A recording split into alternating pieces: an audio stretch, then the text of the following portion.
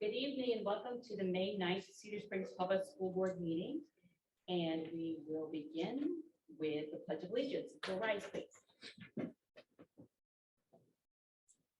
I pledge allegiance to the flag of the United States of America and to the republic for which it stands, one nation, under God, indivisible, with liberty and justice for all.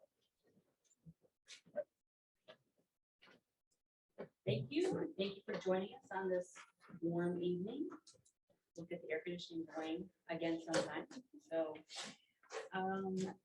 Tracy, if we could have a roll call, please. And I will note before you start that Misty has another engagement, so she's an excused absence. Okay.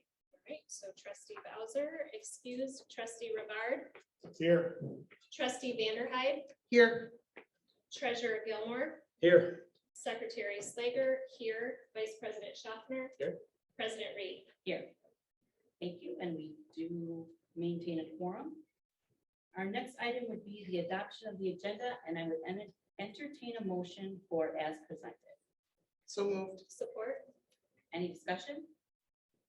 Having none, Vice President Schaffner, Yes. Secretary Slager, Yes. Treasurer Gilmore, Yes. Trustee Vanderhyde, Yes. Trustee Rivard, Yes. President Reed, yes. The agenda is adopted as presented, and that brings us to gratitudes. If anyone would like to begin, I open the floor.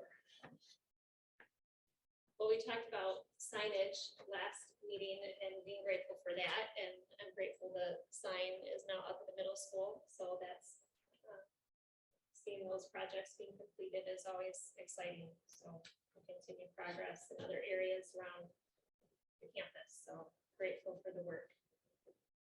I've heard compliments on the sign. Again, I think it was teacher appreciation last week. Staff appreciation, Staff. celebrated, yep. All right. Thank you to all of them for everything. agree. I'm grateful that the Department of Ed approved our waiver for those additional days of forgiveness. And I'm also thankful that based on the forecast, I don't anticipate any additional snow days between now and June 3rd. So I think we're out of the woods for snow cancellations. Now, I can't promise we're out of the woods for any other cancellations, but at least we're heading in the right direction with snow cancellations. That works. Thank you. And high school representatives, do we have any with us? It appears not, so we'll I go don't think forward. so. Unless anyone in the second row is a part of the high school student council, or third row, actually. All right, so we move on then to our consent items, and I would entertain a motion. So moved. Support. Vice President Schaffner, Yes. Secretary Slager, Yes. Treasurer Gilmore, Yes. Trustee Vanderhyde, Yes. Trustee Rivard, Yes. President Reed, yes. Consent items are approved as presented. Moving forward to our discussion items, our first discussion item A is financial report with Monty Sullivan.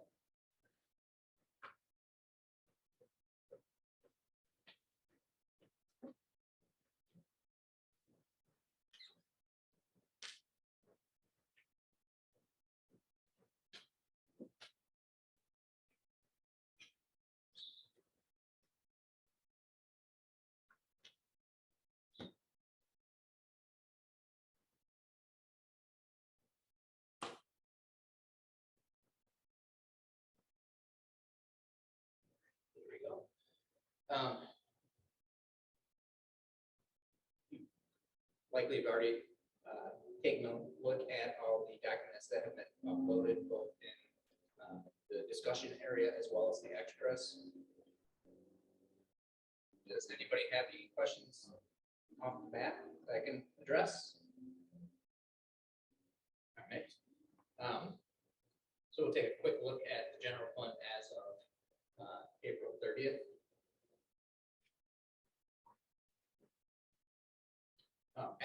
As we were last month, we are tracking true to the budget as amended back in February. I'm currently working on the final budget amendment for the year.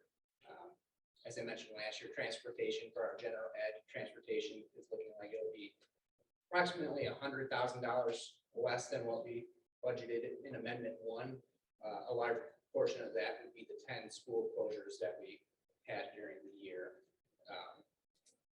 The dean contract stipulates that on a school closure, we only pay 60% of the daily rate. So we get a 40% discount on those days. So that contributed to the coming in under budget. I haven't looked at the fuel cost, but as I mentioned, that will be over budget once I present our final budget amendments. But by and large, our budget categories are tracking true to the Amendment 1 that Chris presented in February.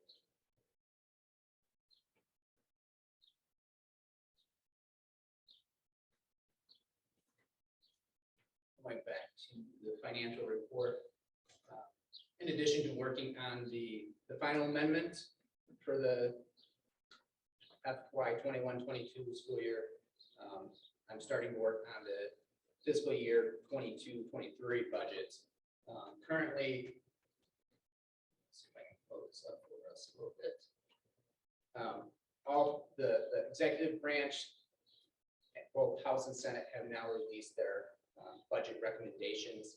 We are currently right around here in the process. The House and Senate are now negotiating amongst themselves as well as with the executive branch. On May 20th, there will be what is called the Consensus Revenue Estimating Conference. That's when those three branches come together, review economic forecasts and the state revenues that have come in to date.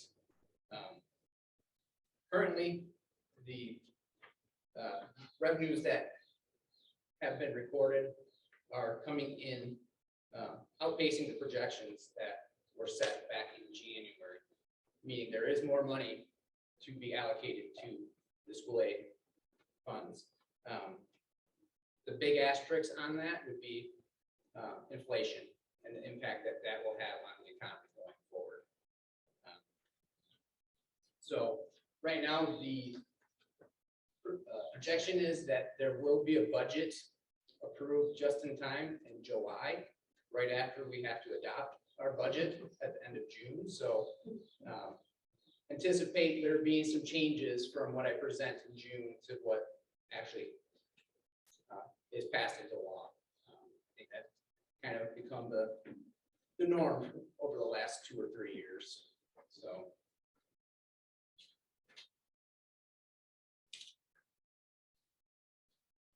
Go to the next page. This is just a quick summary of the 3 budget proposals that are currently out there. And even since the time that I put this together last week, some of these have already started to change in negotiations. The top one is the big one, the foundation allowance. So the executive budget is proposing a $435 increase to the foundation allowance, bringing it up to $9,135 per pupil. The Senate is proposing a $450 increase, and then the House a $300 increase. The executive budget is pretty much a 5% increase on all categorical spending items. 31A, $222 million increase to that line, $150 million to Section 51F, which is special education, and then keeping the Section 147, which relates to retirement, keeping that primarily flat across the board. If you take a look at the House, though, they're proposing a $1.7 billion increase. So what that is, that's the UAAL, the unamortized actuarial liabilities. So basically what ORS owes, how much they're underfunded for the pension liability going forward. So the House is proposing that they take a big chunk out of that unfunded liability with this 1.7. Way this works is we receive UAL funds through our state aid. And then that same month, we make a payment to our ORS for basically that same amount. So it's a net zero, but if that were to pass, our revenues would go up significantly as well as our expenses, but the net effect would be zero. But that would impact our fund balance percentage at the end of the year, because our fund balance compared to budgeted expenses, the budgeted expenses would increase, lowering our fund balance percentage a little bit.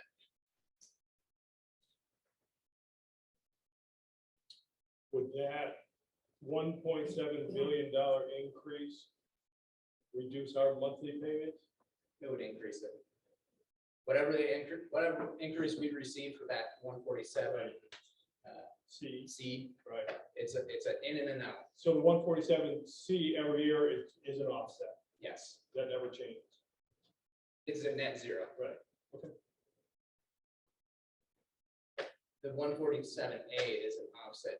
You have to pay in that fringe benefits into the retirement system. That covers a portion of what the district incurs. So they're both going to the retirement program, Yes, but our 147A would not be reduced because the House potentially would increase the fund by 1.7 billion. It wouldn't change our 147A. Do you know how much underfunded that is? well, I would have to look, but if you look at our financial statements, and you look at the, what I call the government-wide financial statements, there's a large deficit. I'd have to go back, but if you look at every single district, if you look at the government-wide, which is basically the equivalent of a for-profit financial statement, every school district has a very large deficit related to retirement and other post-employment benefits.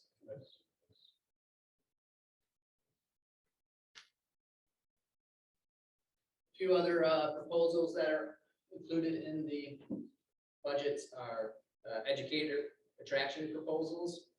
The executive having scholarships, stipends for student teachers, fellowships, grow your own, so helping existing staff, potentially teachers, assistants, helping them obtain the credentials that they need to become certified staff.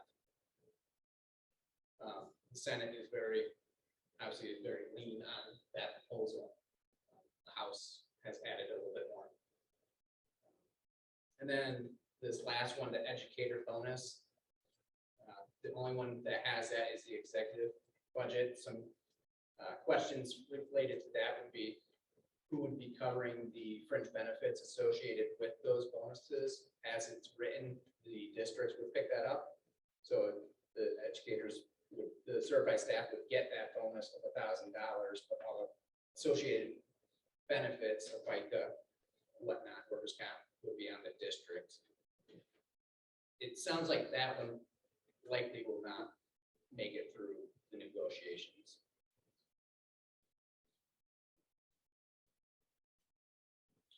And then one thing that Jen is currently working on with two of our staff, Courtney McDonald and Edward Johns, would be the summer school and credit recovery. We had leftover funds last year from the Section 23 summer school programs. So currently we have $76,000 remaining in the summer school funding, as well as about $75,000 for credit recovery for grades 9 through 12. Jen is currently working on putting together those programs with those two individuals. I don't anticipate we will fully spend these funds down this year, but we have until June 30th of next year to fully spend those funds. So we can do 2 more summers of summer school and credit recovery with these funds. Now, there's an asterisk to this that I want you to be aware of. There's some, I'd say it's open to interpretation on some of the language in the current law as written. So I pulled this from the bill that was passed last summer regarding this. Last year, we had to operate the summer school programs for a minimum of 8 weeks to be eligible for, allowable towards these grants. We don't feel confident that we could pull together an 8-week program this summer. Just the staff want a break this summer. So getting enough staffing to hold an 8-week, 4 days a week for 8 weeks is challenging right now. So we feel confident in a 3 to 4 week program. So the potential liability out there is if the federal government were to come back and say it had to be 8 weeks, there is a potential that this would have to be charged to our general fund. My interpretation of the law is we've already provided 8 weeks, in excess of 8 weeks of the summer school program. So we've met the requirements to utilize these funds, and we're just doing it over multiple years. Because if you look at this language, it also says that it has to be offered between June 1st, 2021 and September 1st, 2021. So the language needs to be cleaned up as it currently stands. So I just wanted you to be aware of that is a potential, but we feel we feel good in taking that risk and moving forward. And if need be, we charge it to the general fund because the programming is going to be quality programming that our students need. And it'd be money well spent if it does hit the general fund. And when would we find that out?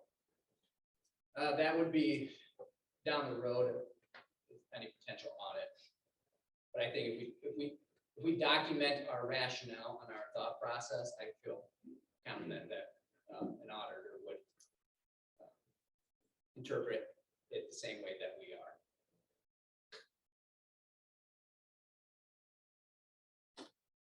So how many dollars are we talking about? $140,000? That you said you felt we wouldn't spend all the extra funds here. If we spend it all, it would be $150,000. And if the state didn't allow it because we were under 8 weeks, then that would be our bill, $150,000. Yes. At the credit recovery level, the high school level, we will have an 8-week program. Oh, we will there. So we So feel confident about that. It's the K, K8, 8 right. level. Is there an advantage to asking Lansing for clarity on the language? Because obviously, like you said, it's got specific dates that are already out of date. So is there value to asking or waiting for an audit? Kind of, there's those are the two options, right? So The one individual at the MDE currently is saying that it must be 8 weeks, but based on what I'm reading, I would contest that assessment. So right now, I know if we went to this individual, he'd say it has to be 8 weeks, but I would be willing to contest it. okay. I did reach out to our ISD as well and the teaching and learning consultant there, and she said similar to what Monty's saying, the language of the legislation says last summer had to be 8 weeks long. Right. So we're in alignment with the ISD's interpretation. Currently. For this moment. Yeah. I think we are in alignment with many other districts' Most other interpretation. Also, if you recall last summer, if a certified staff worked for one hour during summer school, they received $1,000 bonus. Well, that money is no longer on the table. So we don't have that carrot to entice staff as well. Thank you.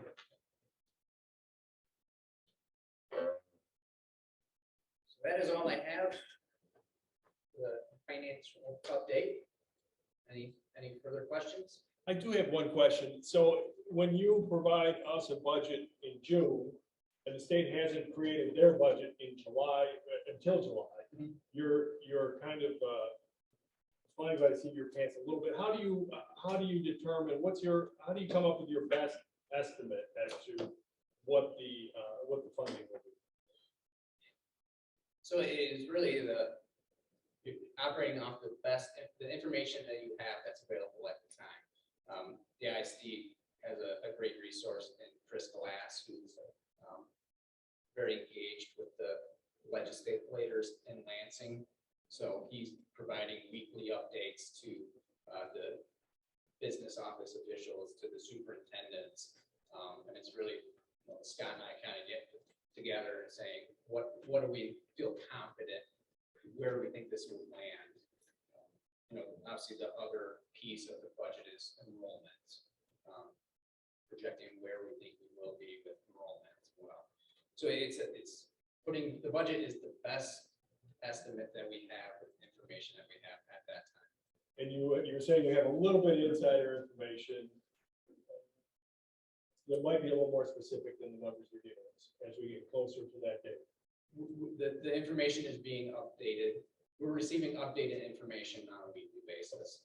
But I will say, as part of my first budget, as I was presenting, doing it virtually, I looked at my email and everything that I had just presented basically could have been thrown out the window because, as you recall, we were all anticipating $300 cuts, and they ended up keeping us flat and providing a little extra.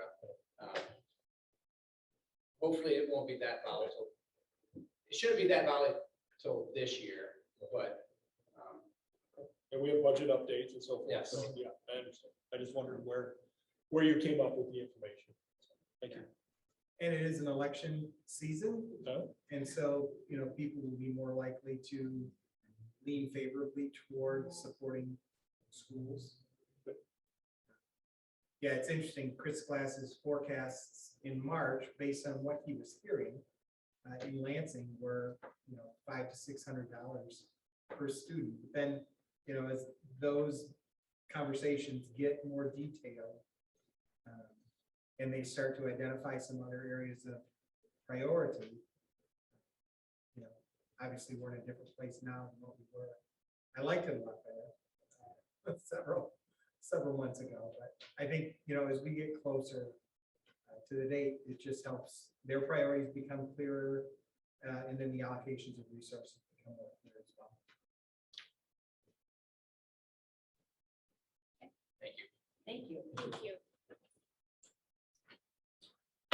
Forward, discussion item B, superintendent evaluation, and Scott's going to tell us about, remind us of our starting process. So really, it should be superintendent evaluation tools or resources. What I've provided this evening is three resources for you to review over the next couple of weeks. The first document is a document from the Michigan Association of School Boards, just giving an overall view and perspective of the superintendent evaluation process. And so that's the document that's entitled Superintendent Evaluation Summary. The second document attached to the board book is the MASB Superintendent Evaluation Frequently Asked Questions document. And so that goes into a little bit of detail around the law, what's legally required of districts as far as superintendent evaluations go, and then also just procedural steps, timelines, that type of thing. The third document is actually a Word document, and that's the actual tool that they use. It's just a large spreadsheet Word document, and it has multiple tabs. And so if you want to get in there and play around a little bit, you'll see that as you go through the different tabs, you'll see the varying components of the evaluation process. It also reviews the scoring work that is done behind the scenes. Each tab correlates to a section towards the end of the overall document that helps to, do the numbers and determine the overall effectiveness rating at the end of the process. One of the components that's always tricky at this time of year, 40% of my evaluation, 40% of our principals' evaluations, 40% of our teacher evaluations are based on student growth. And in order for us to determine our student growth effectiveness rating, we need data back from the state, and we're still testing. So we won't necessarily have the data back from the state in time to actually put a hard number out there. So like the budget, what we do is that in that portion is, we'll rate everyone as a 3. That is what our trend has been. A 3 is determined by, we look at neighboring districts. We look at from a regional view. We also look at districts that are similar to ours from a demographics perspective, and then look at a cross section of our scores relative to those other populations. And if our data is in line and we're showing growth, that's what we determine an effective data ranking to be. If our data is above the averages and we're showing growth, or we're staying consistent, but we're still above the averages from those different groups, then we would be a 4. We would be a highly effective. If our data is below the averages significantly, and we're either remaining consistent or we're in a declining state, then we would be at a 2.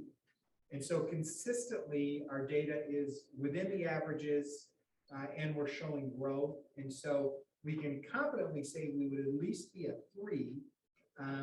In the event that our data jumps and our trends really show a rate of incline, then what we would have to do is go back through and recalculate using a 4 as that component of the score. But I'm based on our trends, based on what we're seeing as far as student growth goes, a 3 is a pretty conservative estimate for that number.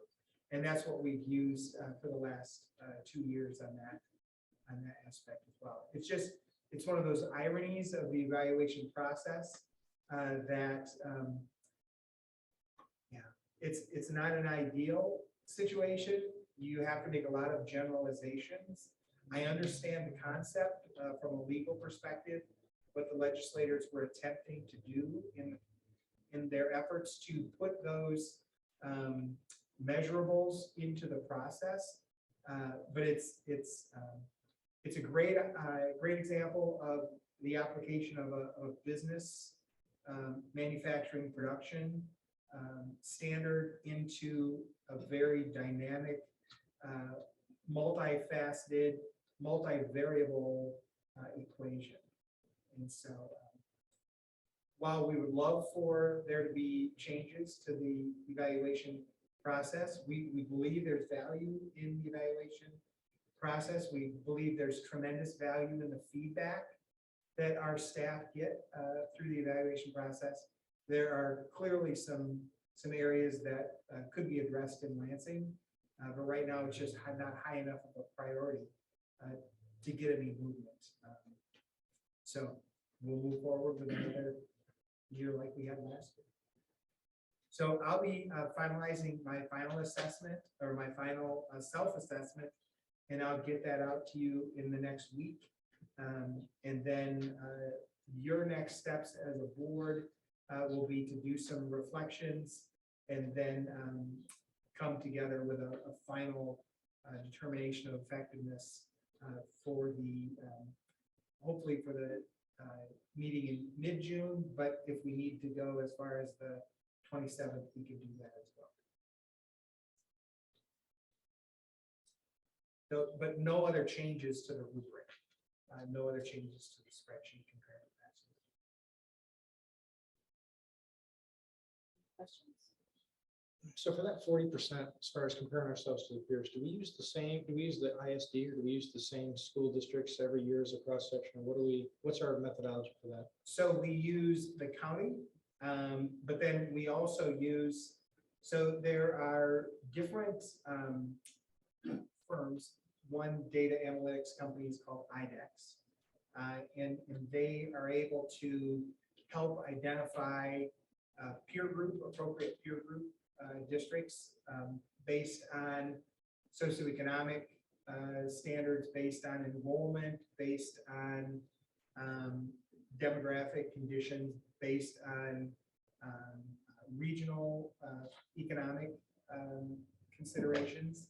And they give us kind of a general kind of bubble of other districts that we would use as our comps. But what you're going to find is you're going to find districts like Greenville, Sparta, Coopersville. There would be the obvious districts that we would bubble in with. So, while we can look at our scores relative to, Forest Hills, Zeeland, Grand Haven, it's really those other districts that give us a better marker in terms of how are our students doing relative to their students.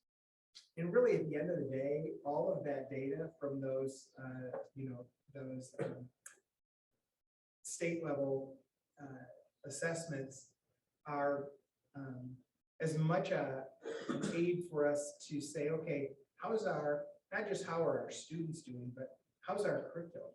Are our materials, our instructional practices aligned in such a way? Are we doing the right things to give our students the best opportunity to be successful? Thank you. So it's it's not as much a reflection on how our students are doing, it's a reflection on how we're doing. Okay, perfect, thank you. Yeah, you're welcome. Thank you. Alrighty, we'll move on to item C, 2022 Kent ISD operational budget resolution. And this is on for action tonight. It's a second reading. Matt's gonna tell us a little about it. Yeah, so annually, each May, the Board of Ed is required to vote on the Kent ISD budget. Included in board book is the budget projections that the ISD has provided us. They've included budgets for the general fund as well as all of their other funds and programs. The only one that you are required to vote on is the general fund budget. So some pretty high level considerations that they built into their projections. They're projecting property tax increases of 3%, as well as a 5% increase in the state aid that they will receive. That assumption is based off the executive budget that we discussed earlier. They're also projecting about $175,000 of investment income. A few years back, that was north of $1 million, so that has come down significantly. Expenses, they're projecting a 2.5% increase in wages, 3.5% increase in healthcare costs. A big increase would be to the risk management. I'd have to dig a little bit further, but most likely that related to cybersecurity, increases in the cybersecurity insurance. All districts will be experiencing increased insurance costs related to cyber going forward. Their general fund budget is just over $59 million, of which about $44 million of that is grant funded. So GSRP, adult ed, early ed, Title I programs. So based on the projections that they have, they're projecting adding $1.18 million to their fund balance.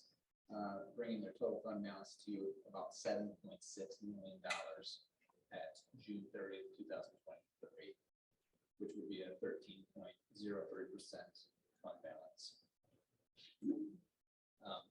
My recommendation would be to approve the budget as presented. The ISD provides many great services to the local districts. One of which is Chris Glass's services that provides business officials and superintendents, but Stacy and Jen also receive services from the ISD. That would be my recommendation. As presented. Any questions? Pretty straightforward. Okay. All right, thank you. Discussion item D and transportation contract renewal. You're right on the hot seat tonight. Yeah. So I don't have a lot to provide today. I spoke to Brian Thrasher earlier today. He is hoping to have a renewal proposal to us by the end of the week. I was hoping to have it by today, but he said it wasn't quite ready. So once we have that, potentially have the first look at it, potentially the 23rd, and take action on it on June 9th. So can you work on the clause in there that we're paying 60% of the total rate when it's a snow day? I don't know what their expenses are, but that seems excessive for us to have no buses on the road. And we still have to pay them 60% of the daily rate. Yeah, part of that though, we pay our instructional support staff, even if we have a snow day. Sure. So part of that is just, while it may leave a little bit of a taste in our mouth afterward, it's one of those pieces where that's just part of being an employer. You know, for individuals to see this as an attractive job or a position, for them to have some consistency of income is really important if they're going to make a commitment to that organization. You know, so it would be, if it's a one or a day here or a day there where we cancel, you know, for some of those employees, it would be a, 20% reduction for that week in their budget. And so it's really more about providing some measure of continuity for those employees. So it's your understanding they're paying bus drivers to not drive on those days? Correct, yes. Yeah, I understand. yeah, it's a pass along to their I understand. employees. Yeah. Okay, thank you. You're welcome. Any other thoughts? And again, that agreement was the same as far as that same clause, and as far as team transportation. I understand, but it's worth asking. Yeah. No, it's a great question. And really the one thing that we save is that we don't pay for fuel on those days. Sure.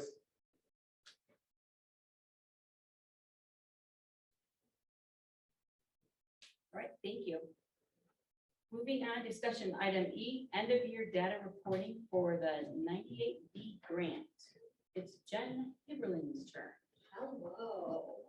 So this is just a little surprise preview of what's coming later in June. You might remember that we talked about this a bit back in August.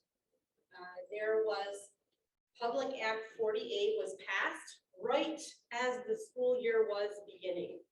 And it required us, before the school year began, to set instructional goals, even though we had already had our professional development days and had no more time to do that with staff. You might remember that timing was like, what are you doing, MDE?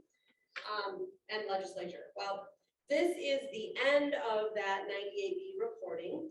And so just a reminder that it's legislation about achievement goals and benchmark testing for this school year, specific to COVID and ESSER funding. So it was a result of receiving some of those federal grants and saying there's some accountability to report your data, which we generally do every year anyway. So we had to have goals aligned to state standards established for the middle and end of the school year. We had to have benchmark assessments in reading and math given to all students beginning, middle, and end of the year. We were already doing that for K-8.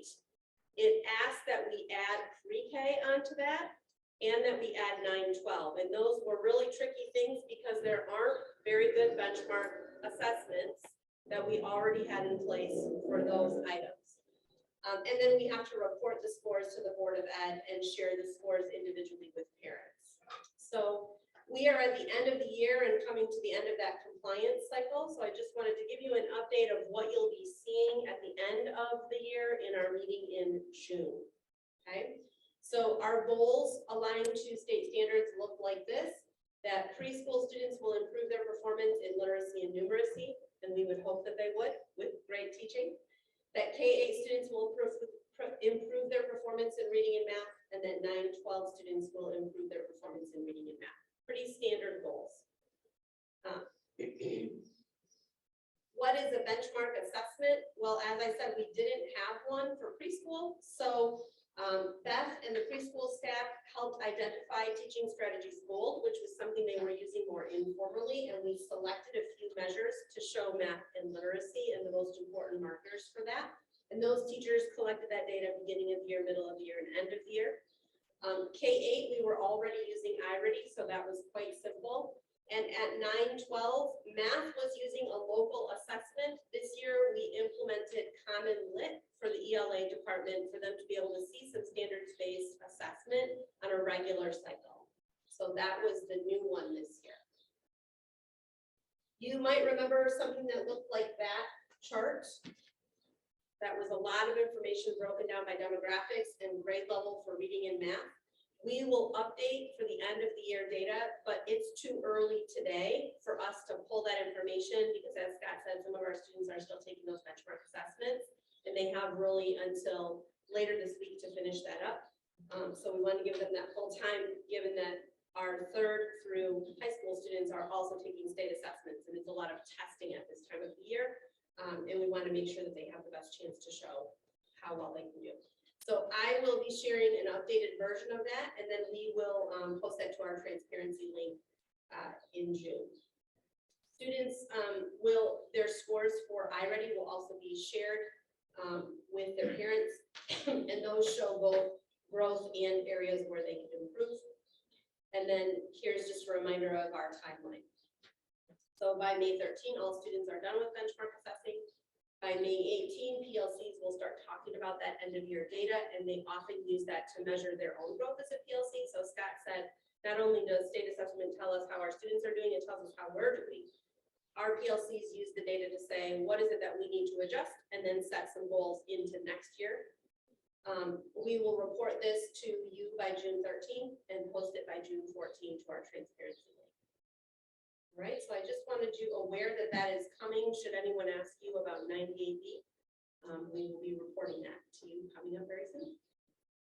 I have a question. Should the parents get notified first class mail, email, or do we know what that looks like? It varies by building, so the principals can tell kind of what they've done. It's been by building.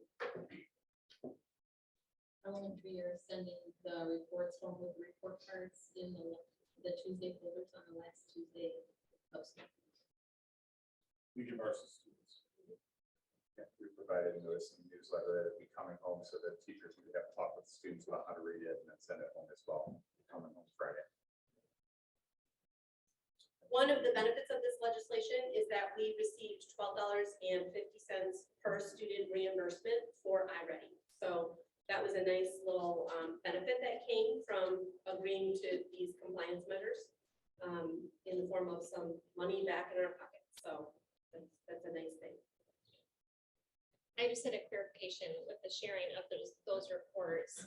So preschool, I know Beth, you had mentioned, so that would go home with reports. Would that include some kind of benchmark assessment with the preschoolers as well? No, we're not. We don't have, the one that we used was kind of pieced together from the observational tool that we use, and I think it would be really kind of difficult for parents to extrapolate. They do get an end of year report though, just like similar to the report cards we send. And they get those, although their school year ends early, so they're good.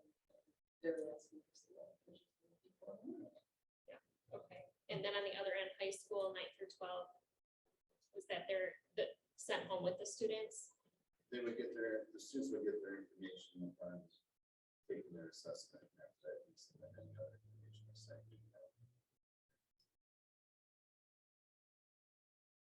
And for beginning of the year and middle of the year, those would have been things teachers would have talked with parents about at conferences if it was an assessment that was taken in that particular class. Anything else?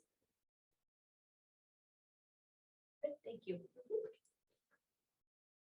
Moving forward to discussion item F, bond construction update with Russell Bray and Scott Smith. So I don't know if you want to lead off. I can lead off. Okay. Say what I missed. Perfect. So, yeah, I'll just go through the projects that we've done in the last few meetings. High school, the new admin office area, carpet is going in now. We have paint on the walls, ceiling grids in. It actually looks like a space you could actually work in. Desks are being set in the counters, and the permanent desks are being set on the ground. They're installed mostly. So that's coming together quite quickly. In the additional classrooms in the north end of the building, windows are up. You see those, the glass in there. Mechanical still being finished inside. Most of that's all ready to be ceiling grid, and the floor will be going soon on that too. So that's all cleaned up inside. And then the large group space, we have brick up on the exterior of that. We put brick on the in-ground inspection for the plumbing. That might have happened today. I think the final word will hold for that, and that will continue to go forward in the final working on that section started. Red Hawk, foundational walls, which before we talked about that last week, masonry starting to go up this week. And now that we get a little bit of dry spell, we'll be working on that west parking lot this week as well. Cedar View, not a lot of action in the building right now, but a lot of that work is a lot of back and forth discussion with G&B and Triangle ourselves on making sure we understand the details around the roofing work and some of the items we talked about in the music in our room, those details, and then the electrical service. We touched base on that last week, but those are coming together. We're all optimistic. It's good. For the start of the school year. Beach, we'll start design discussions next month. Still planning to bid May of 23, so that project's going to start moving forward. We've talked about the pavement work across the district in the bond, and agreed we'd kind of wait until we knew the site plan of the new beach before we kind of got an overall pavement plan together for the district, because that won't tax some of the pavement there. So once we know what that looks like, let's build out the plan for the pavement. And then we had roof assessment done some last week, and then we'll finish this week. So we know our different sections of all of our buildings, the 5 buildings, not including the beach that's coming down. We'll understand where our roof systems are all at in terms of lifespan and condition. And so understand what needs to be done, when that work needs to be done over the next 2, 5, 10, 15 years across the district. And then a lot of summer planning. So a lot of moving, buildings have been great about being proactive on packing. We still have a lot of conversations about who's landing where for the summer, who's landing where in the fall, who's landing where long term. We have summer school that we're going to have to also make some movements for. And then we're shutting down half of our campus this summer for construction. Let's try never to do that again. So we have our athletes that we're trying to get into gym space and figure out how they can use their weight equipment this summer. Band camp will be in the middle school. And we have cheerleaders that will need space to use. We have other people that want to use our space. We're trying to get that puzzle to fit together. I'm told it feels tight on a normal summer, so we're trying to make it work. That's a lot of happening around that. Yeah, the other piece, the track resurfacing project is on track, and so we feel good about that. Did they get clarity around colors? The color scheme, is that? Yeah, That was one of the things. yeah, we we were landed on looking the at. color. I think think we just landed on, I think we just landed on black. Yeah. I have to go back. And And then the exciting thing about the office project, it's some real visuals. And so on the 23rd, we do have to have a special meeting. We anticipate only having 1 or 2 agenda items for that evening, no presentations. And so what Triangle would like to do is make themselves available to provide the board and any other members of the audience who would like to join us to do a quick building tour of the high school site. And so it'll give you a chance to see firsthand the progress that's being made. And then similarly, they would love to provide an opportunity for you to do a walkthrough at View and at Red Hawk in early June, and then again in mid to late August, so you can see kind of a before and after of those 2 project sites. But yeah, it's nice to see the progress that's coming along. And so we want to give you an opportunity to see it firsthand. 23rd, hard hat. Comfy shoes. Russell, a couple questions. You talk about roofing. This isn't on the bond work, but the high school roof, is that all done? The gymnasium? gymnasium work, I think that was done. I'm looking at Scott, some of that was happening when I got here. So that was, the gymnasium was end of last year, is that? Yeah, are you meaning the repairs after The the? repairs, that's right. windstorms? Yes. Yes, Insurance. that's And the reason I asked is I see we paid a bill for the gym roof repair. Yes. And my understanding is that that was covered by insurance. Correct. Yes, So are we being reimbursed for that bill that we paid? yes, I need to submit it to set for reimbursement. Thank you.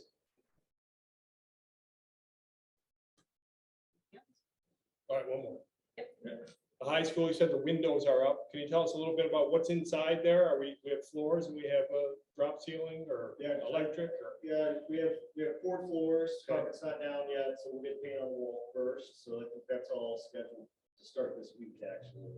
Ceiling grid, I didn't get there today, but I think they're starting to put it around the edges of the walls. Get that baseline set on the drop ceiling. I know they had a few mechanical connections still to make in the ceiling, so we want to get those done. So mechanical is pretty much wrapped up. Yeah, right. We're at 95 to 99, 100%. Good. Excellent. Thank you. You're much farther ahead on the zones that have been renovation zones versus the new construction zones. The one item, 2 items that are of shorter supply right now, that we're running into issues with and other districts are running into issues with are the availability of doors. So fire rated doors are of short supply, and so we're coming up with a plan B and a plan C just in case our doors don't arrive on time for the high school. And then structural steel is also of short supply right now, but fortunately, the majority of our projects are not going to require an extensive investment in structural steel at this stage. Now, phase 2, when we do the additional spaces at the high school and do the rebuild at Beach, that will be requiring a tremendous amount of structural steel. So hopefully by then we'll get past that pinch point and we'll be able to move forward with those projects without issue. So how far in advance can you place structural steel orders for Beach? I know we're way in advance right now, We but need a design plan first. good point. Similarly for the high school, like we know approximately, but we need to be farther along. Okay. Thank you. Yeah, a good point. And hopefully by then the market would be a little bit more regulated, and so we'll see a greater degree of stabilization around pricing. Because right now everything is at a premium. I hate to bore everybody, but what's plan B if you don't have fire doors? So if the original fire doors don't come in, then we can go with a metal panel door that doesn't have the same aesthetic value, but it provides the fire rating. and those are available, but they just won't look pretty. And so then what we would do is when the original design doors come in, then we would just swap those out. And they talked about them being able to use those metal doors in other projects. And so it wouldn't be just, an expenditure that we would, send to the recycle bin to get turned into structural steel for a later project. It would be something that we could, hopefully add some value down the road. Yeah, they'd be standard doors, we could use at beach. Okay. Yeah, so on. Yes. Thank you. Discussion item G, Michigan State Police 2022 Competitive School Safety Grant Award. Russell, Bray, and Monty Sullivan are presenting. So I can start. So this grant, we were able to apply for up to $50,000 per building for a total of a max $250,000 as a district. So we found plenty of projects that fit the criteria of the grant. We included exterior doors, entrances, access control, through doorways and vestibules, interior doorways that we had secured, our intercom radio system that we use to communicate between buildings, with our maintenance crew, with our, and use that as an emergency communication tool as well. A lot of those radios were going to expire, so we included those in this grant. We included trauma supplies and that was it. So we had a long list of projects, way more than we could actually fit to the grant, but we prioritized our needs. We were awarded $99,000 of the $250,000 we applied for from what we're hearing from other districts, that it came out pretty well, and that's the amount of money we got for this. Our projects for exterior doors and vestibule entrances were approved mostly, but the interior doors and the communication systems and the trauma supplies were not approved. So that's what we'll be doing us is taking those dollars and applying them to our exterior doorways and prioritizing those in terms of need. Some doors just weren't secure and latching well, and that was a security problem. Others we felt we needed access control. So just for our purposes, make sure the doors are secure, so we're able to control in and out, control stuff also. I'm just curious, in how many buildings? Because you said 50,000 for each building, but they only awarded Well, portion of it. the award didn't specify which buildings were.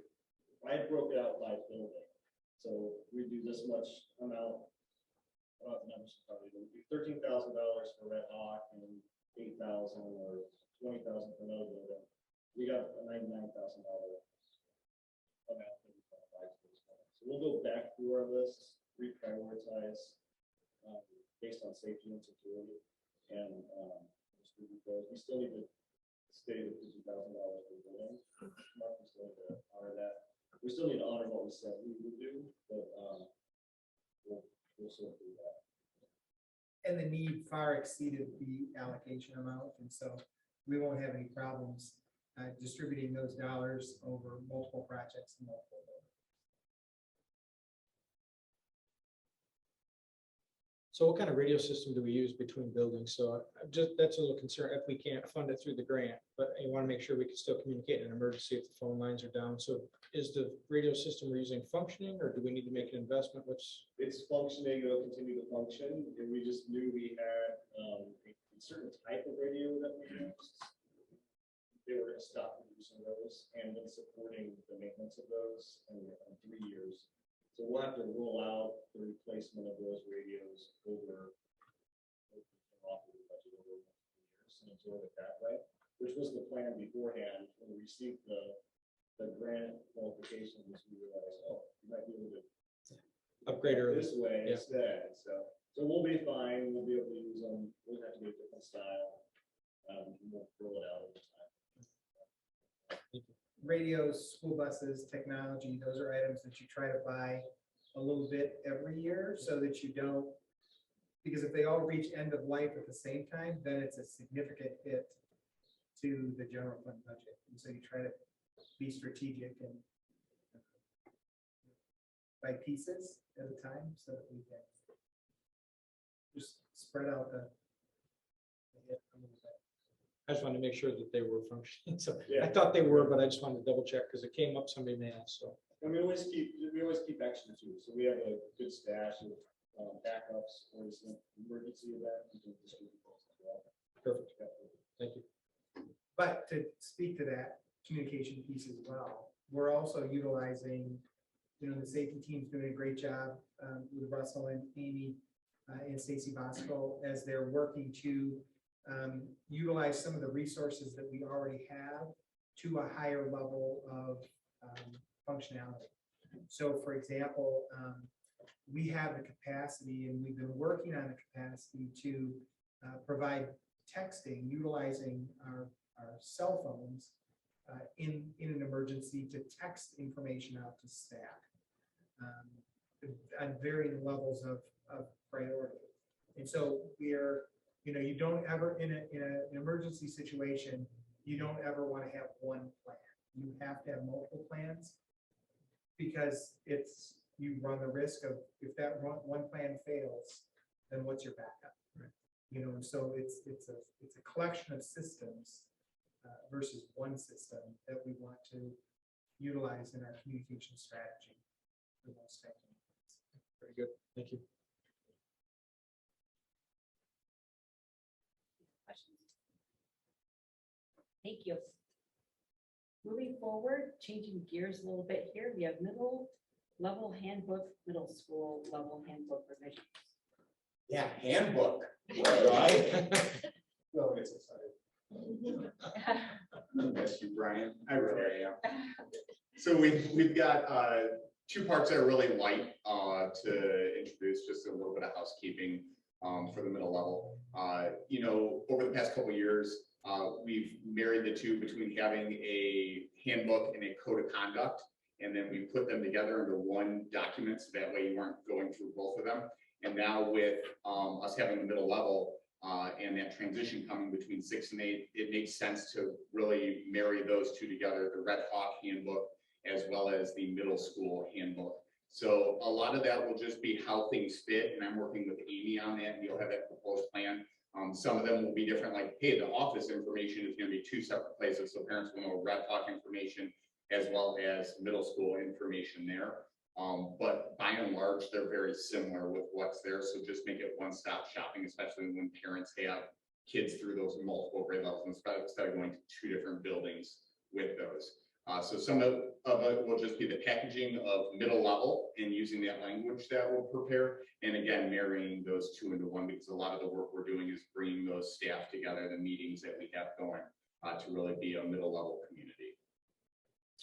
All right, and so I think in board book, you have the draft proposal. Yes. Of our handbook. Okay, good. And then on the side, it has proposed changes.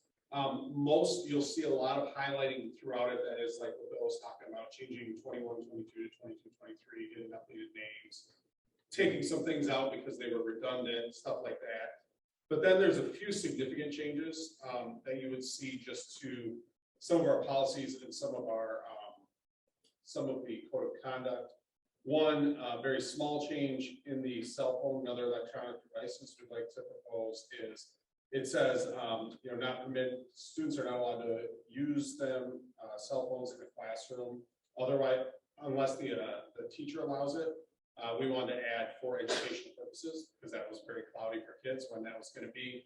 And so we wanted to have that. We took out the language of open house because really at the middle level, we've moved to more of an orientation.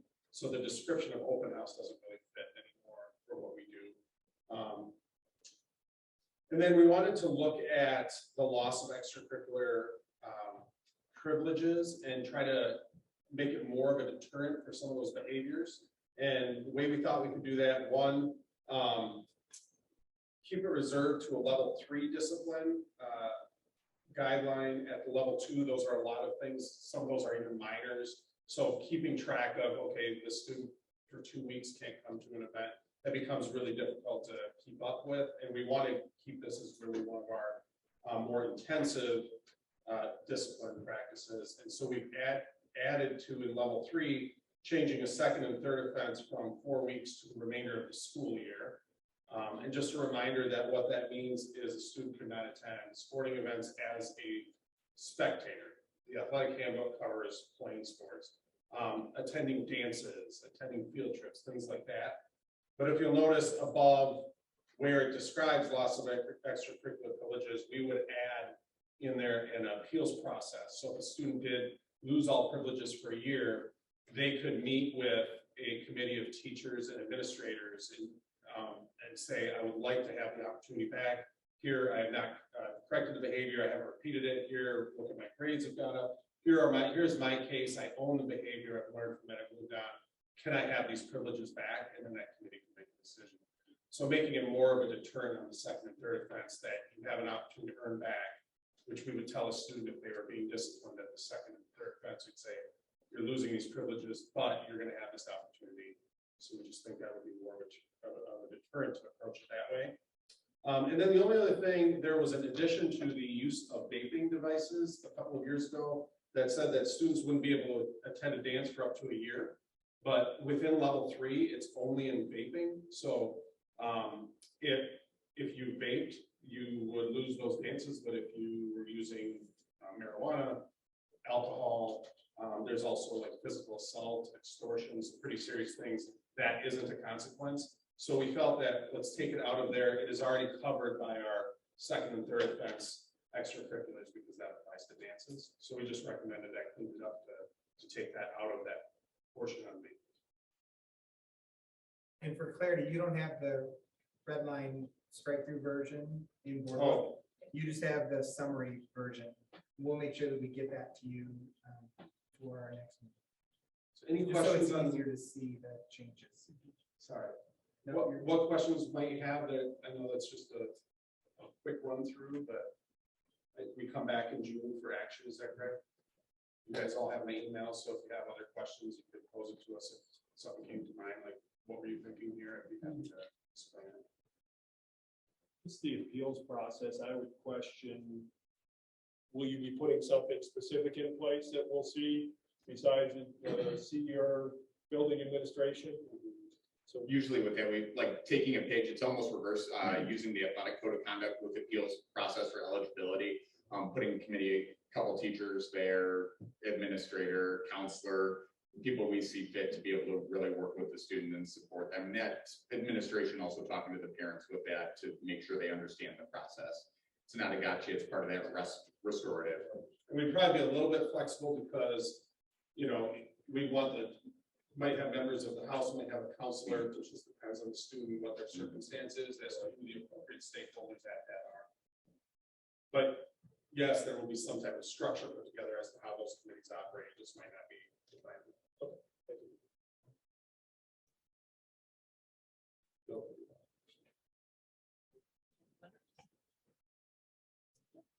All right, Thank you. thank you very much. All right, thank you.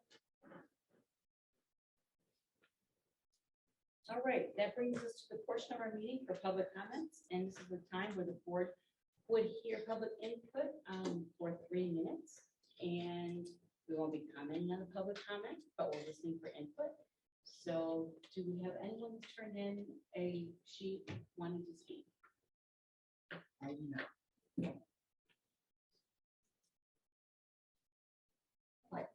Okay, can you? So we need your contact information, so could you give that to Barb right down the end of the table there? We need your contact information so we can circle back. Sure. So you can give that to Barb right at the end of the table when you're done. Yep. Okay. And then your name and address, so we. My name is Melissa Gully. Hi, everyone. It's hard to follow these guys. I've told Bill that he has a really good voice. I'm a parent. I work at the school. I work at Red Hawk in the lunchroom. We're gonna be shaking. So I want a little bit of extra permission to add a gratitude though, because I came out of Grand Rapids a year or so ago and had my kids in school there. I came here. I've had nothing but cooperation and really great feedback from the teachers, just always communicative. From the very beginning, you get a welcome email from the superintendent, you know, happy birthday or whatever. It was just amazing to me to come to the small town and have that. And my daughters had a really good experience. So that's my gratitude. Coming from that, I am a parent. I'm the lunch lady. I've come to really adore the 6th grade kids and care about them a lot. I have a BS in education. I have master's level work in working with troubled youth and a long history of working with kids. So my comments are coming from that and being a mama bear a little bit. So I know a lot of this has been brought up before about the material, the reading material that's been given to the kids in high school, especially. I have a freshman daughter. And I'm not comfortable with a lot of what's on the reading list. And I'm guessing that the majority of my friends, the people that I know, would feel the same way. But we don't know about it. A lot of us don't even know what the reading lists are until they hit us coming in the fall. And who has time to look at the reading list and read through them and go, oh, wait a minute, what can we do? It's too late then to do anything about it, right? So that's why I'm here now. I'm just trying to find out a way to maybe problem solve or add in some common sense. But I'm just a common sense kind of person. To me, it doesn't really make sense to be giving kids material that isn't really age appropriate and that's really graphic. A lot of the books that I looked up on the reading list that I was given, the age level is age 22, and that's coming from a source like Target. They're not, you know, conservative in any way. To me, that doesn't really make sense. I mean, we protect our kids' minds all along, then we hand them these graphic material books. And when there's other material books that are just as good, award-winning authors that are just as good, that can be taught, that don't have that graphic sexuality, that graphic violence. And to say that, oh, they see it on the internet, to me that doesn't fly. Because yeah, they probably do see some of it on the internet accidentally or maybe on purpose or whatever. But I'm not handing them a list saying, this is okay, I approve of this. You know, when we do that, we're essentially giving our approval for what's in that source. So at the very least, I think that we should have a list that comes out in the spring that says your kid's going to be given this in the fall. And even the music industry says explicit next to songs that have explicit material, and we can choose what songs our kids listen to and whatnot. The books should have some kind of description or explicit material or age 22. There should be a whole balance of books that parents can choose from. Because I know I'm not the only one that feels this way. So anyway, I'm just out here. I'm a problem-solving kind of person, a common sense kind of person. So that's all I got right now. Thank you. Thank you. All right. I don't know what the process is. I just make my comment and then I move on. Yeah. All right.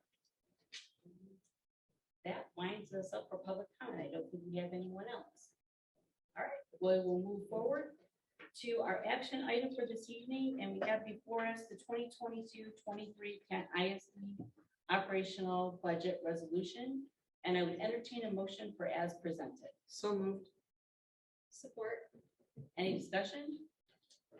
Having none, Vice President Schaffner, Yes. Secretary Slager, Yes. Treasurer Gilmore, Yes. Trustee Vanderhyde, Yes. Trustee Rivard, Yes. President Reed, yes, motion carries. Thank you. That brings us to the communication portion of our meeting, and for the Board of Education, I believe we're up to date, and we will be entertaining, the school will be entertaining the 50-year class reunion this coming Saturday, and Jen Haberlin will be the speaker. I'm introducing Jen. Well, I felt we're speaking together. This is new. Well, we'll talk. Okay. So that's happening this Saturday, and we did receive the revised school code. Barb is going to check to see if there is an edit list, so we get what changed in it versus is, oh, here it is. Kind of like the handbook. So that's coming. So that's what I have for the communication for the Board of Education. Perfect. We have 5 of our principals here tonight, just to share a brief update of some highlights that are taking place in the building. So we'll go from my right to left, and we'll start with Brian Balding from the middle school. Wait, first I get to decide if everyone's gonna go to the podium. I'll say it.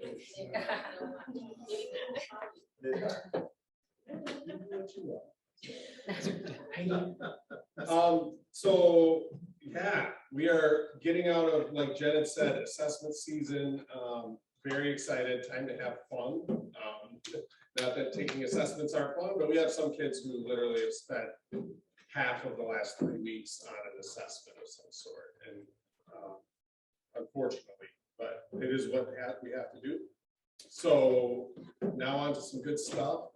This Thursday, if you have a chance, come out to the track meet. It is with Sparta in honor of Kevin Martins. A lot of you, I'm sure, know that he was a football coach. Maybe don't know that he was also an awesome track coach. And so with his family being in Sparta, Amy is starting to meet at Martins, and we are really making a push for as many Cedar folks, and Sparta's doing the same thing there to come out and honor a great band that we all miss very much. Wear red, sorry.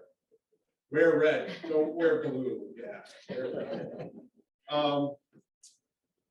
Right now, we have student course selection going on for next year, so if you have kids, they're chewing on the list and deciding what course they want, so that's always an exciting time. And then we've got a few things coming up that I'm really excited for, because for a couple of years during the pandemic, we haven't been able to do them, and now we're back at it. So one example is we have an assembly. It's been a long time since we've had an assembly. We're having a positive character assembly next Wednesday morning, where we recognize our students of the month. The rest of the day is a celebration. That's the half day, the 18th, where the kids are going to be engaging in different games and activities and stuff. So just using that half day to celebrate as a building. Awards night is back, which is just a great fun night. If you've been a part of that, that is on, I think it's May 24th. And we're going to be back to our top honors luncheon, which is a lot of fun too, taking the kids out for a lunch to celebrate earning top honors. And then May 31st is the 8th grade dance. Anybody who wants to chaperone is welcome. Just send me an email. You're in. Should I check with Jerry Yeah. first? Make sure he's okay with Better that. not ask him. I won't ask him. He'll just be surprised when we show up. That sounds great.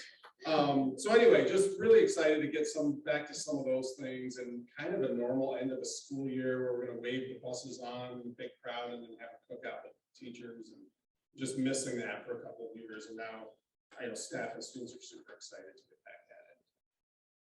All right. Thank you, Brad. That's what's coming. Bill.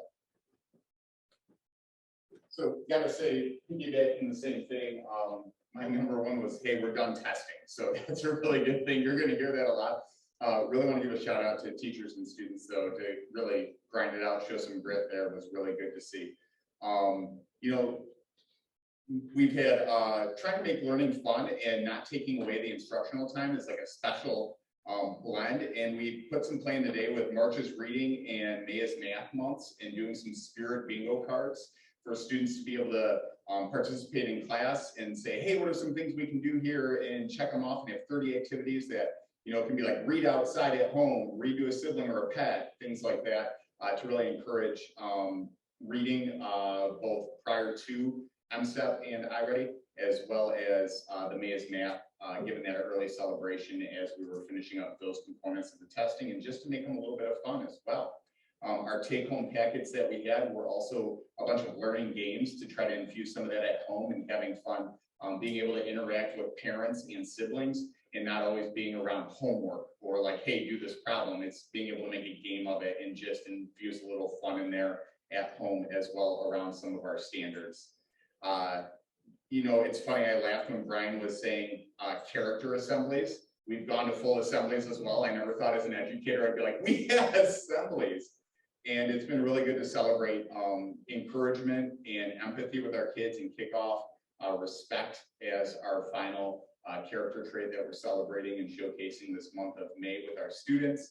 And they've just been excited to be there as a group and be able to applaud students that have been recognized for that. Really excited with, we've had our future sixth graders over at our building and being able to share the vision of what next year will look like for our sixth graders. We have at the end of the month, or the 19th and 20th, our sixth graders will be making the trip over to the seventh grade to talk to Brian and myself and be able to walk around the building a bit, hear what courses are available to them and be able to take those as well. And then our Student Leadership Council, kind of wrapping it up, has put together a presentation to our building management team where they presented to the adults and said, hey, we want to have some fun to close the year. And they put together an hour of the 2 of the last days of that final week of school to be able to have some rotations and celebrations with their encore teachers as well as their core teachers, and being able to put a little fun in the day during that encore time. So just some good things getting back to it, wrapping up spring and the sun shining, it feels fun again. So thank you. Thank you. Thank you. Thank you. Rob Aaronwald from the high school in New Beginnings. Good evening, everyone. I shared a little bit earlier that I would explain for student council our groups.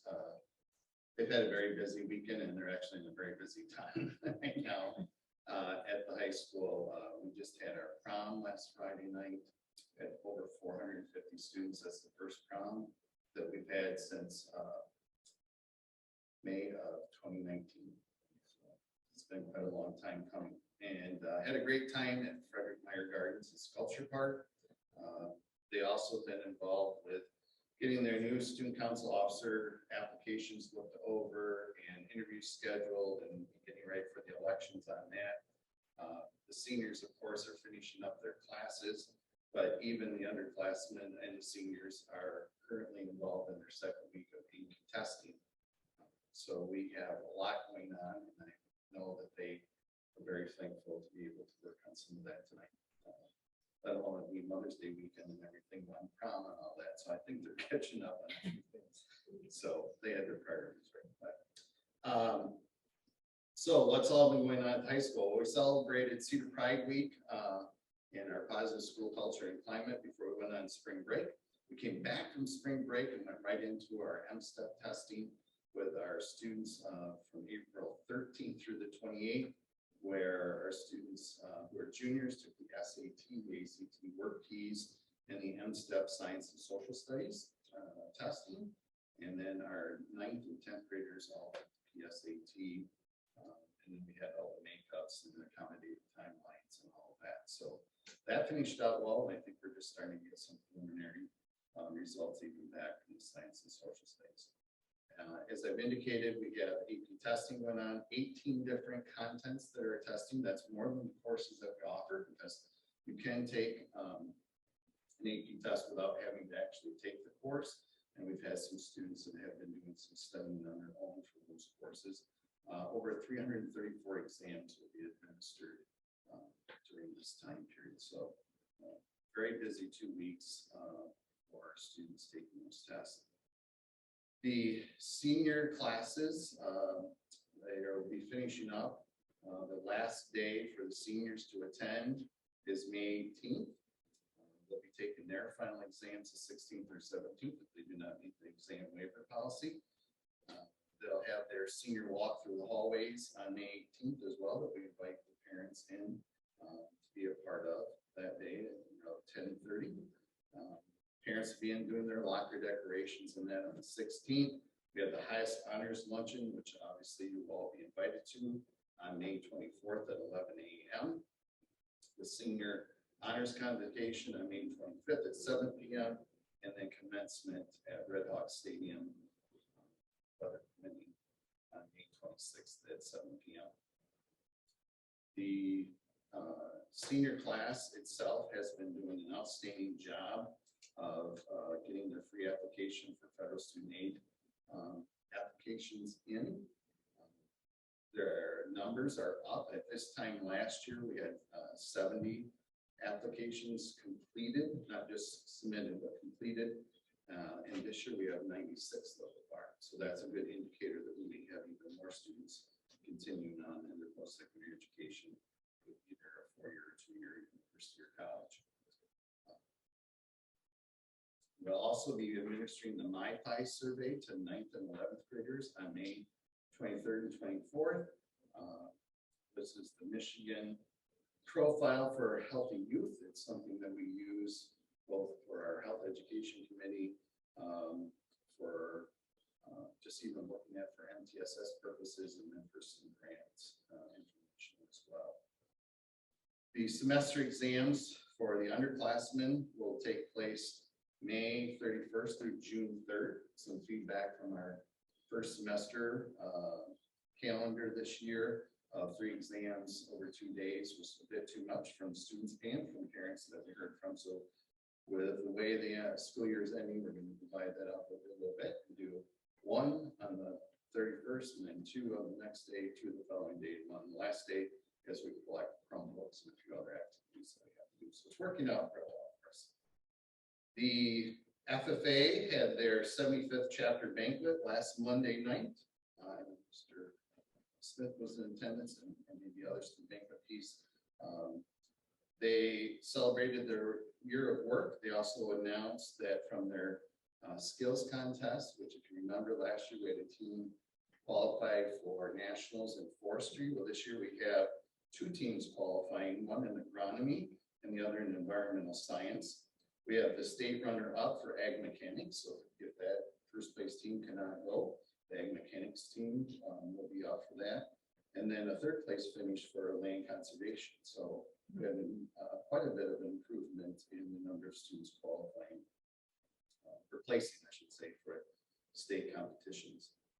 And then our student handbook is being review committee is being put together at this time. Eddie Johns and Matt Moffitt will be working on that. Matt's been talking a little bit about the athletic piece of it, but they'll be pulling together parent representatives, student reps, and also staff to have an opportunity to go through the handbooks and make some revisions and move those forth to you either in June or July. We obviously would like the new high school principal to have an opportunity to be into. So that is decided that we're ready for the committee to come forward. We'll obviously have a make sure it's ready.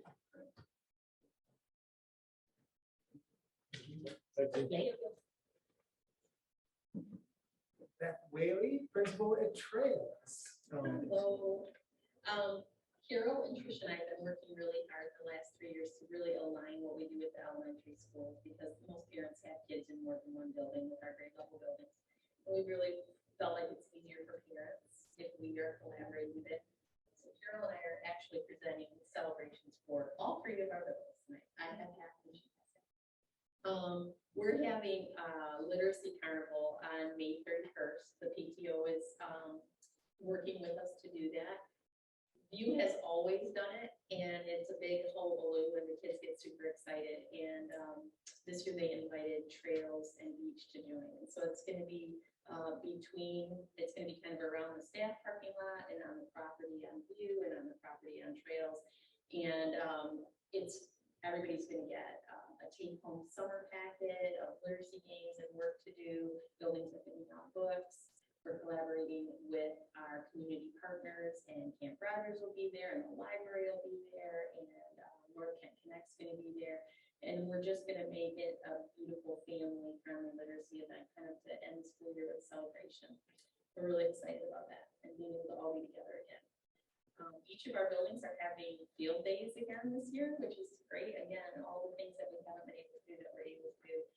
View and Beach both do a half a day in the morning for one grade level and a half a day in the afternoon for the other grade level. And at Trails, they do it during their specials 3 days in a row. All the special teachers come together. So every kid gets 3 days of field days. 1 day's a dry day, one day's a wet day, and then one day is, we're actually gonna have a big bouncy climb day. And the PTO is providing snacks on the next day. We're really excited about our new math curriculum that we're rolling out in the fall, and we have a staff meeting on Wednesday this week, and we'll have part 2 of presentation for staff on that day. And everyone is signing up for professional development over the course of the summer, so they're really gonna be able to hit the ground rolling in the fall. We are working on class lists for next year, and typically we have a committee at each building that groups kids. We never assign them to specific teachers because the building principals get to do that because they know their teachers best. But this year, we're doing it a little bit differently. We're placing we always place the special ed kiddos first because we need to make sure they get exactly where they need to go. But this year, Rachel was asked to have some more participation in that, so we come up kind of with a different way to organize it. And at our PLC meetings on May 18th, first grade is going to be creating class groupings for second grade because we know those kids best. Second grade is doing third grade, and we're doing that all the way up on 18th. I think it's going to really be helpful to have even more input into exactly what each kid needs to succeed next year. Also on that last PLC day, we're going to be looking at end of year data. We're wrapping up tests, and Daryl's going to talk to you about that. Just like Bill said about his kids going to visit the middle school, we have transition visits to each grade level, starting with preschool all the way up to the 5th grade, going to 6th grade, and they're super excited about it. The staff go with them, and they find out what it's going to be like at the next building, and it's really the beginning of them getting excited about next year. It's a really big deal when you're little and you're leaving trails, the only place you've ever known, and you're going to the beach across the street, you don't know anything about it. And then you go and visit, and the principal gives you an ice cream bar, and you realize there's lockers, and you think second grade might not be so bad. So it's a really important part of holiday tradition. We worked really hard as an administrative elementary staff this year to try to keep people's spirits up. It's been a rough couple of years. I don't know if you noticed. One of the things that we've done is figured out how to get some sort of special treat in the lounge every Friday. The staff generally sign up for payday treats, and then the administrators take not payday, and we've been able to really have something special for the staff every Friday. And we want to tell all of you thank you from Trails for the air conditioning. Today, we were all not even noticing how hot it was, and then we went out for recess, and we were like, holy smokes, our air conditioning is beautiful. So thank you very much for that. And then my last thing is that Trish and Carol and Courtney and I met today to update our elementary handbooks as well. And we got those suggested changes to Amy, and so I'm sure you'll be seeing them in the future. If you have any questions about my code, you're welcome to come to the carnival, May 31st. We might put you in the duck tank though. So.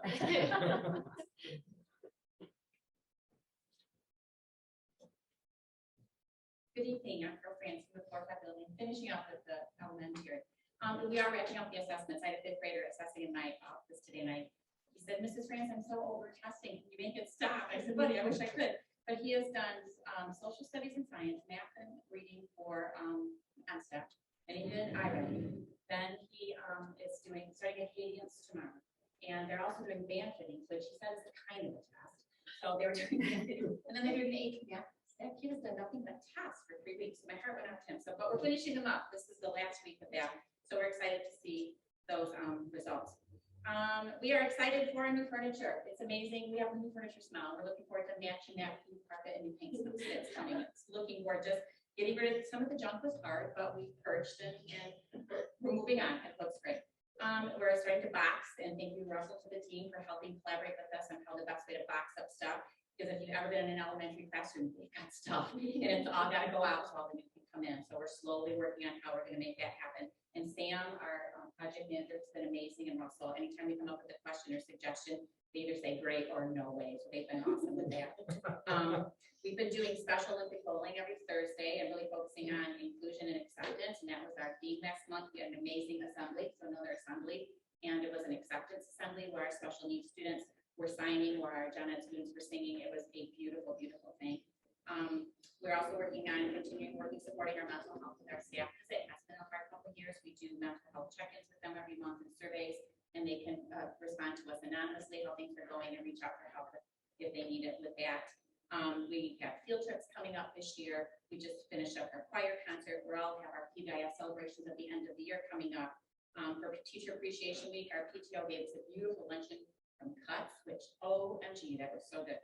And the principals gave them gifts every day of the week, and we also got a big, huge box of treats from the Ed Foundation that was greatly appreciated as well. So, and lots of orientations going on, and not only do the students go out and meet the next grade levels, we go out. I'll be meeting with Bill tomorrow, Trish's meeting with Beth, so all of our teams get together and really talk about those kids that we want to make sure that are well prepared and get them in front of those people for next year so that they can be successful. We want the best for all of our kiddos. So that's where we're at, and we're really excited about, although we're missing parking and all that kind of stuff in the back, I actually got a little sneak tour the other night. I don't know if you knew that. But it was really awesome. So I'm like, whoa, there's this huge closet area and looks like an office and the hallways are huge. It's gonna be awesome. Thank you so much. Thank you. I just have a couple items. So first, update on the high school principal search. Ron recommended or recognized that before we can solidify an assistant principal, we wanted to get input from the new high school principal that we identify. So the position had posted, that position closed on April 29th.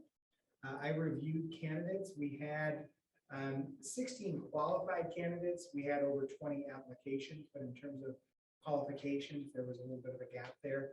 I did screen 10 of those individuals based on their experiences.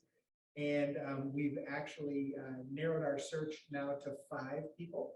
So we've got 5 people coming into the district tomorrow. We're going to do things a little bit differently this time.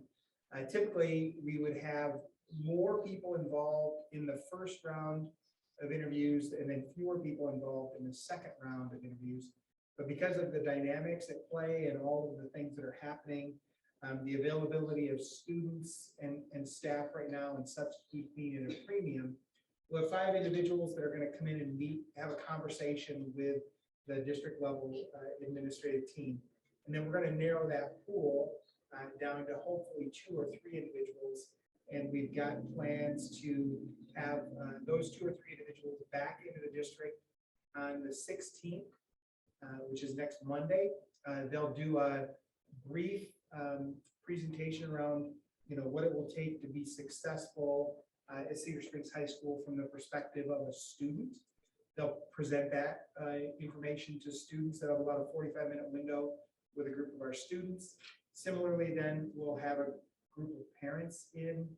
The individuals will work with the group of parents, do their presentation, and then respond to questions from there. And then lastly, we'll have a group of staff who those individuals will meet with as well. So, and then they'll also do a writing prompt. So we've got, and they'll have a district tour and a building tour. So we've got a lot of things that we've got coming together, but we're really excited about the tour. We've got a very rich group of individuals. And the neat thing is, Mark Dobiash and I spent some time with our students and our staff last Monday. It's one thing to develop a job description, but it's another thing to develop a candidate profile. And so we asked our students and our staff for input around 4 primary questions. What do we want the ideal candidate to know? So we first went brain, then we went heart. What do we want the ideal candidate to value? Then hands, what do we want the ideal candidate to be able to do? And then lastly, in a perfect world, where do we want the ideal candidate to take us using her or his feet? And so looking at some of the leadership attributes that we want, that our students and our staff are really looking for at this new individual. And it was just so enlightening to listen to our students share their perspectives around those 4 questions. They get it, and they're awesome. So it'll be really fun to see, to use those tools as we go through the next steps of the search, but to really use those tools as we identify the perfect fit for this. So it's neat to hear their voice. It's amazing what they say when you ask the question. And then the last thing that I have is a little piece of celebration.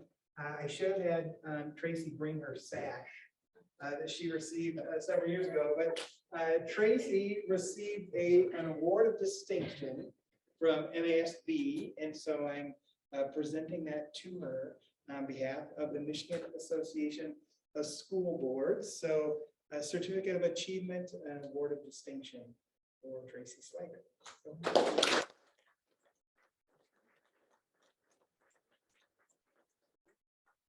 that is all I have. Okay. Thank you for that. So next, we move to planning, and Ron covered the dates for me. Scott covered the other pieces, so I don't have anything else for planning. It's all covered. So being no more business before us, we will stand adjourned at 8:25. And Barb, for the minutes,